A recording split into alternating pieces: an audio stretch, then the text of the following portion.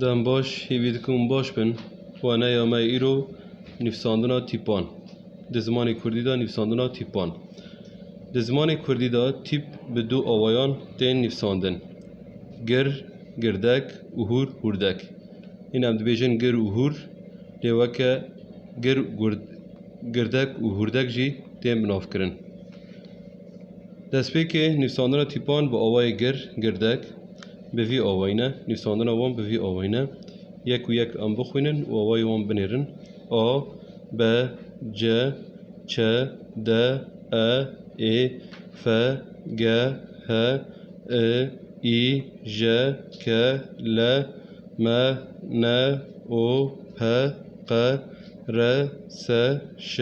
ت ا او و و خ ی ز آوای گر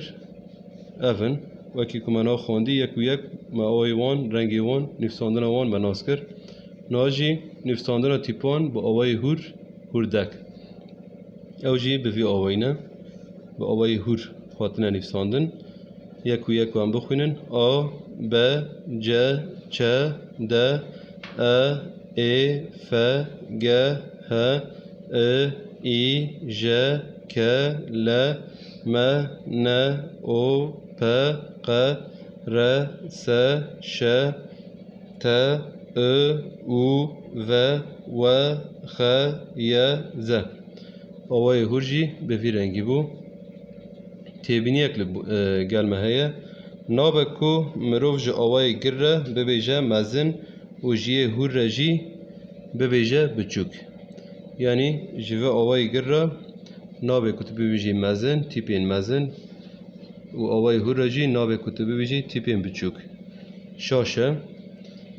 میناک مدانیه میناک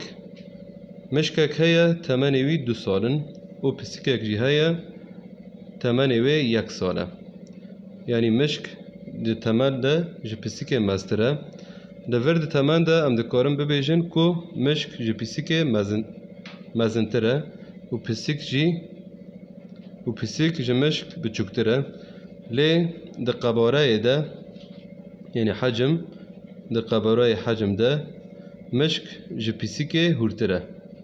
تاوی کو ده تمن ده جی چوکتره بچوکتره لی ده قباره ده جی هورتره